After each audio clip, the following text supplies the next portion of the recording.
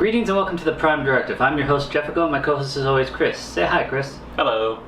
So Chris, what are we going to talk about today? The same thing we talk about every day, Brain.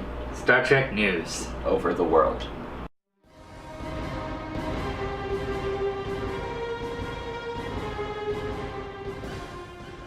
So Chris, it's being reported that Bad Robot and Paramount are actually the ones behind Discovery, and thus why the look is different. However, I can't find anything to confirm that, and I researched the last 3 days trying to find something for that. Yeah, I think a lot of that stuff sounds sort of conspiracy theory-esque to me.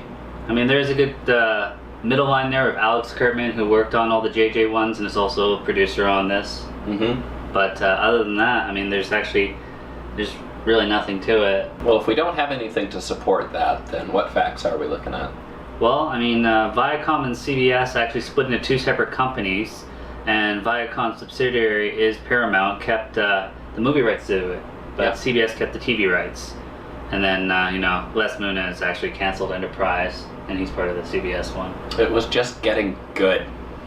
So one deal they'll have in place is they actually have to wait 6 months after a movie comes out. So it's unsure if another movie came out what the deal would be, but that is part of the reason why Discovery got pushed back, but not all of it. No.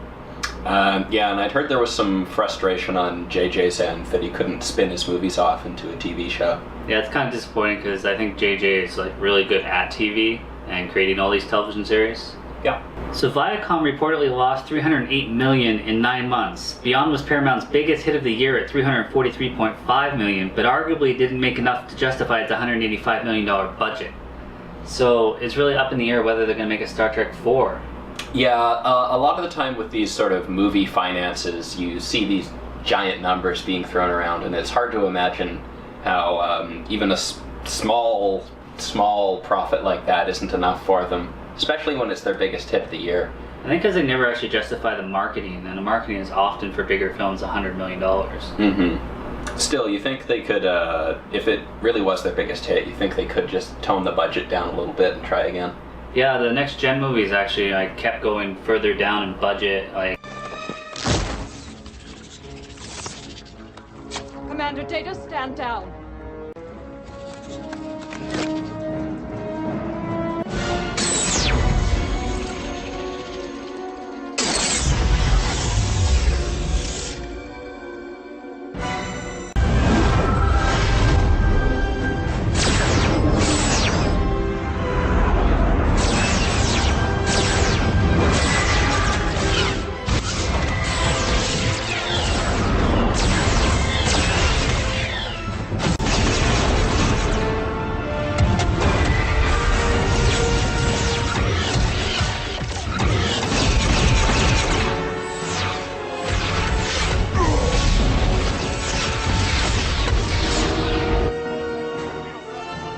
Fire at will!